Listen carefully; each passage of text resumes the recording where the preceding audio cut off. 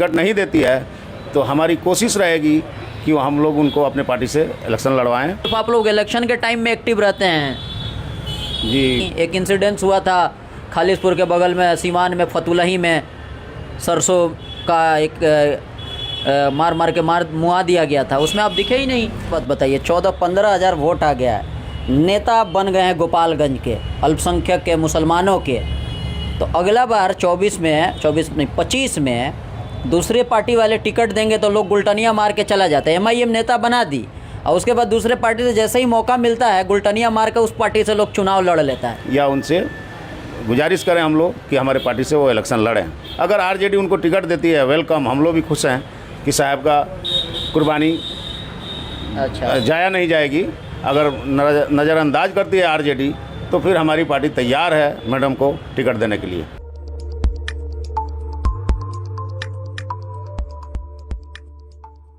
अभी हमारी टीम गोपालगंज में आई हुई है। हमारे बगल में जो बैठे हैं परिचय की मोहताज नहीं है, असलम मुखिया जी हैं। गोपालगंज में जो आपका अभी कुछ दिन पहले उपचुनाव हुआ था, MIM से कैंडिडेट थे, तकरीबन 14-15 हज़ार वोट आया था, यानी तीसरे स्थान पे थे। एक नंबर पे BJP, दूसरे नंबर पे यानी महागठबंधन के प्रत्याशी यानी RJD, और तीसरे नंबर पे असलम मुखिया जी थे, पूरे सारण कमिश्नरी के आप ऐसा कह सकते हैं MIM के हेड हैं। जी सर, स्वागत है हमारे चैनल पर। शुक्रिया अलग अंदाज का।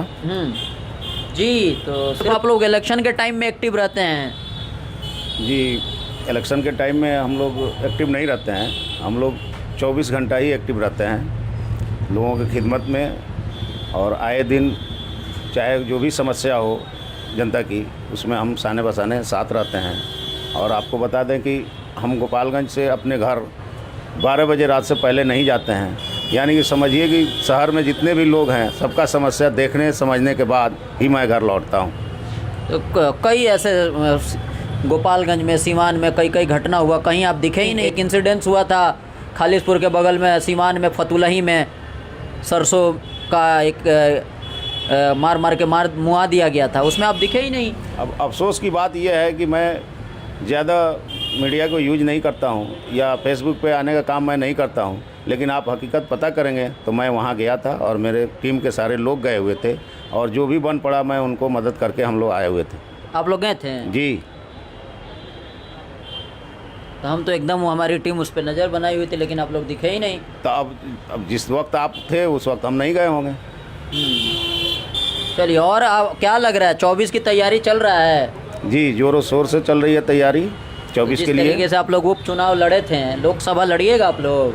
जी, उससे भी मुस्तैदी के साथ हम लोग लड़ने जा रहे हैं लोकसभा चुनाव, सिवान, छपरा और गोपालगंज से।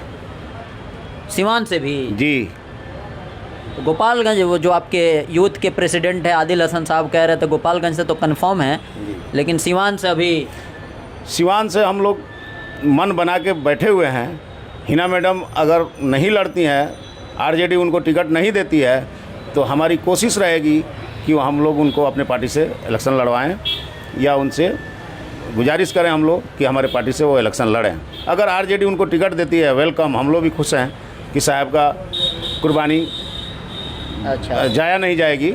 अगर नज़रअंदाज करती है RJD तो फिर हमारी पार्टी तैयार है मैडम को टिकट देने के लिए। मैंने महागठबंधन से अगर उनको टिकट मिलेगा तो आप लोग सिवान से नहीं लड़ेंगे? जी बिल्कुल नहीं लड़ेंगे हम लोग, हम मैडम का हम लोग सपोर्ट करेंगे। मैडम के आप लोग सपोर्ट? जी बिल्कुल। अच्छा, अगर महागठबंधन से टिकट नहीं मिलता है, वो अगर निर्दलीय अगर लड़ेंगी तो फिर आप लोग क्या करेंगे? निर्दलीय से लड़ेंगी उस वक्त भी हम लोग दिल खोल के उनकी मदद करेंगे, और यहाँ तक कि हम लोग वहीं कैंप कर देंगे। अच्छा। सिवान में ही हम लोग, हमारी पार्टी के सारे लोग जाके कैंप करेंगे और घर घर घूम के हम लोगों ने मैडम को वोट दिलवाने का काम हम लोग करेंगे।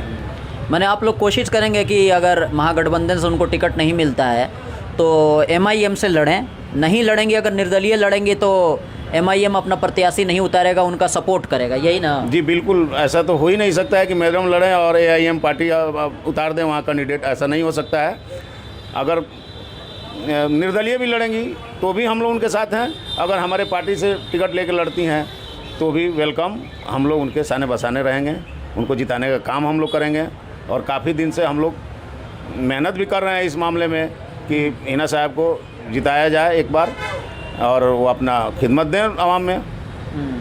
अच्छा, आप जब से MIM में जुड़े हैं, सीवान गोपालगंज में कितने लोग MIM के सदस्य बन चुके हैं अब तक? शुरू में आप एक्टिव दिख रहे थे, बड़हरिया भी गए थे आप, प्रखंड अध्यक्ष भी आप बनाए हैं, उसके बाद कहाँ कहीं दिखे? एक बार छपरा में भी आपकी टीम गई थी, उसके बाद तो आप लोग सुस्त पड़े हुए हैं। नहीं, सुस्त नहीं हम लोग पड़े हुए हैं, चूँकि इधर लगन वगैरह का दिन है इसलिए हम लोग थोड़ा सा सुस्त हैं। सुस्त नहीं, हम लोग थोड़ा सा नवेद के चक्कर में पड़े हुए हैं। जैसे ही ये लगन ख़त्म हो रहा है इस महीने में, मई जैसे ही ख़त्म हो रहा है, फिर हमारा जून से प्रोग्राम चालू हो जाएगा।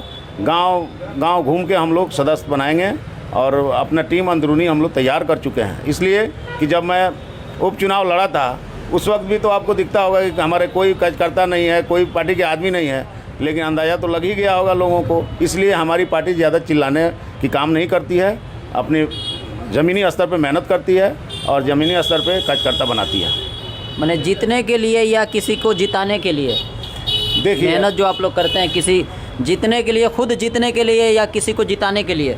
हमारी पार्टी जो भी चुनाव लड़ी थी सीमांचल से, जीतने के लिए लड़ी थी। 5 विधायक जीत के भी आए। हम यहाँ से उपचुनाव लड़े, जीतने के लिए लड़े, और जितने भी इलेक्शन हो गए उसमें हम लोग जीतने ही के लिए लड़ते हैं। ना हम लोग किसी को हराने के लिए लड़ते हैं, ना किसी को जिताने के लिए लड़ते हैं। ऐसा तो हो ही नहीं सकता है कि भाई अपना एनर्जी नुकसान करे, अपना वक्त जाया करे इंसान और दूसरे को जिताए और दूसरे को हराए। ये तो गलत तो बात है। यहाँ उपचुनाव में तो हार के भी एकदम पूरा खुश, पार्टी वार्टी खूब मस्त थे।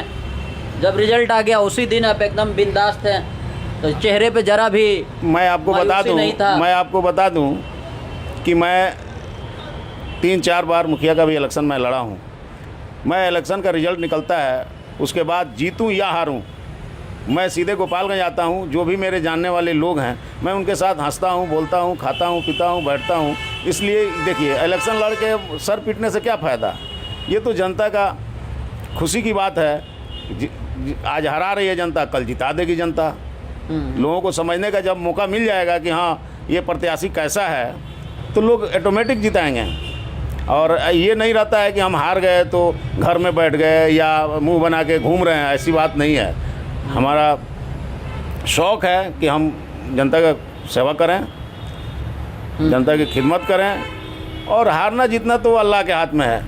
ना कोई आज तक अपने मन से जीत सकता है, ना अपने मन से हार सकता है। हमारा जो काम है वो मैं काम करता हूँ, लोगों के बीच में रहता हूँ, घर घर जाके लोगों से दुख सुख पूछता हूँ, यही मेरा काम है।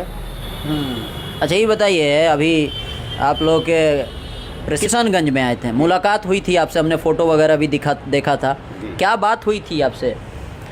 उन्होंने मुझसे मिलने के बाद बहुत ही खुशी का इजहार किया कि आप मर्द मुजाहिद हैं, आपने टक्कर दिया आरजेडी वालों को, बीजेपी वालों को। इसलिए कि देखिए, जीते जो भी, लेकिन मैं जब इलेक्शन लड़ रहा था तो दोनों पार्टियों की सांस बंद थी। आपको उम्मीद था कि 14-15 हज़ार वोट आएगा? मेरे उम्मीद से तो मुझे कम वोट मिला है। इसलिए कम वोट मिला कि मुझे टेक्निकल गड़बड़ी से पतंग चुनाव चिन्ह नहीं मिलने की वजह से मेरे विरोधी लोगों को काफ़ी भरमाने का काम किया कि ये निर्दलीय से लड़ रहे हैं, निर्दल हैं, तो ये चरपाई छाप है। अगर आपको बता दूं कि अगर मुझे पतंग छाप मिल गया होता चुनाव चिन्ह, तो मुझे कम से कम 25,000-30,000 वोट मिला होता। 25,000-30,000 वोट मिला? जी। गलती से नहीं ना आया था उतना?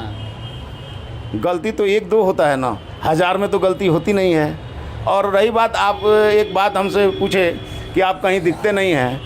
मैं शाहबुद्दीन साहब के बरसी में भी गया था मैं, आपने तो मुझे नहीं देखा। नहीं, हम देखे थे, पोस्ट आपका देखे थे। नहीं, पोस्ट में आपसे मुलाकात तो नहीं हुई थी, इसलिए हम किसी को बता के और जना के नहीं जाता हूँ कहीं। मेरा ये और भी कितने सारा इंसिडेंट्स होता है कई जगहों पे, भले ही आप लोग बाद में जाते हैं, सब मामला ठंडा जाता है तब, लेकिन ये नहीं कि उस मामले को जाएं, शुरू में जाएं, जब पूरा हाईलाइट हो जाता है तो जाके आप लोग हाजिरी लगा के चले आते हैं। ऐसी बात नहीं है। अगर गोपालगंज में कोई ऐसी घटना आपको दिखी हो जिसमें हम लोग तुरंत ना पहुंचे हों, अब हमसे सिवान 35 किलोमीटर दूर है, सिवान से आगे रघुनाथपुर 60 किलोमीटर दूर है, छपरा हमसे 90 किलोमीटर दूर है, जाने में वक्त तो लगता है जनाब।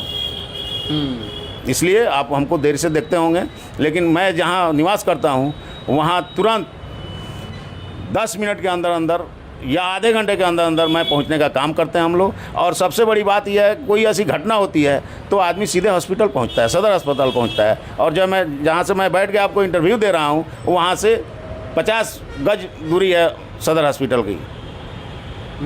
इसलिए हम लोग तत्पर रहते हैं किसी की खिदमत के लिए, और इसमें हम लोग किसी के आवभगत की ज़्यादा नहीं करते हैं। हम लोग, हमारी पार्टी की यही। तो मैंने अब ये सारण कमिश्नरी में MIM पूरी मजबूत हो गई है, 24-25 में टक्कर देगी। देखिए, ऐसे तो आप जिस पार्टी से पूछिएगा वही कहेगा कि हम जीत रहे हैं, हम टक्कर दे रहे हैं। लेकिन मैं आपसे विश्वास के साथ कह रहा हूं कि इस बार सारण कमिश्नरी में हम लोग झंडा गाड़ के रहेंगे। मैंने जो जहाँ अल्पसंख्यक, दलित, इस तरह का जहाँ पे वोट ज़्यादा है, वहीं पर आपके कैंडिडेट मतलब उतरेंगे, या हर सीट पे तकरीबन 24-25? देखिए, हमारी पार्टी जी सिर्फ मुसलमानों के वोट पे नहीं लड़ती है। वो अब ये हमारी पार्टी का एक विचार है। जितने गरीब, कुचले, मजलूम लोग हैं, उनके लिए हमारी पार्टी काम करती है।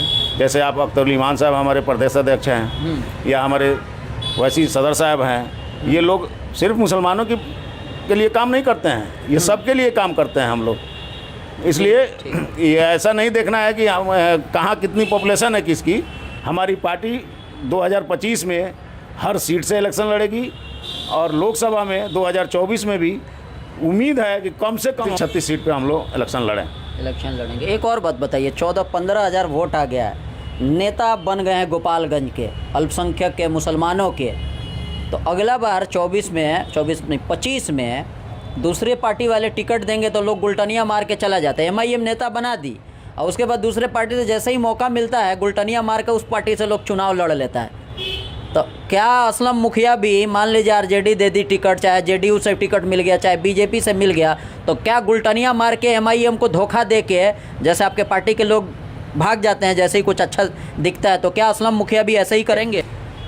मैं आपको विश्वास दिला रहा हूँ कि MIM में पार्टी ज्वाइन करने से पहले मैंने आज तक किसी पार्टी को ज्वाइन नहीं किया था, और ये मेरी ज़िंदगी की आखिरी पार्टी होगी। हाँ, ये ज़रूर है कि अगर ये हमारी पार्टी किसी पार्टी से अलायंस होकर लड़ती है तो हम लोग लड़ेंगे, लेकिन पार्टी से निकल के जाके लड़ना ये संभव तो नहीं लगता है।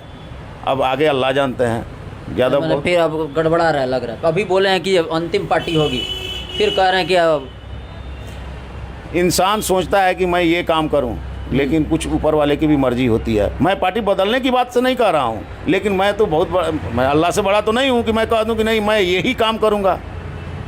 लेकिन मैं आपसे वादा कर रहा हूं कि मैं MIM पार्टी में ही रहूंगा, इसलिए कि मुझे बहुत ज़्यादा लालच नहीं है कि हम इस पार्टी में चले जाएंगे तो जीत जाएंगे। हम हार के भी हम जीते रहते हैं गोपालगंज से, इसलिए कि हम गोपालगंज की, जो आप बोल रहे हैं कि आप गोपालगंज के नेता हो गए, तो नेता हम अपने आप को नहीं समझते हैं। हम यहाँ गोपालगंज जनता का बेटा समझते हैं कि हम कुल लोगों ने हमको बेटा समझ के हमको वोट किया। चलिए, और कुछ कहना है? और कुछ तो नहीं कहना है, बस सरकार से मेरी एक ही रिक्वेस्ट है, दरख्वास्त है कि आए दिन जो रोड रिकवरी हो रहा है, डकैती हो रही है, और सबसे बड़ा समस्या स्माइकरों की हो गई है, जिस पे सरकार लगाम लगाने से बाज है। और मैं मुख्यमंत्री साहब से मैं रिक्वेस्ट करूंगा कि दारूबंदी तो उन्होंने कर दिया, अच्छी बात है, होनी भी चाहिए, लेकिन उस पर अमल नहीं हो रहा है। चाहे वो जिसकी मिली भगत हो, खुलेआम दारू बिक रहा है, और उससे भी ज़्यादा हमारे नौजवान बहुत गलत रास्ते पकड़ रहे हैं स्माइक पी के। उस पर प्रशासन को कम से कम लगाम लगाना चाहिए। यही मेरा आखिरी बात है, और सरकार से यही मेरी दरख्वास्त। चलिए, बहुत अच्छा लगा सर बात करके। तो ये MIM के प्रभारी, यानी सारण के प्रभारी थे असलम मुखिया जी। ऐसे ही हम लोग मिलते रहेंगे, और हम लोग हर पार्टी के हर नेता के पास हम लोग जाते हैं। जो लोग हम लोगों से आसानी से मिल पाते हैं उनकी बात हम लोग पहुंचाते हैं आप लोगों को, और जो लोग नहीं मिलते हैं उन तक भी हम लोग पहुंचने की कोशिश करेंगे। ऐसे ही बने रहे।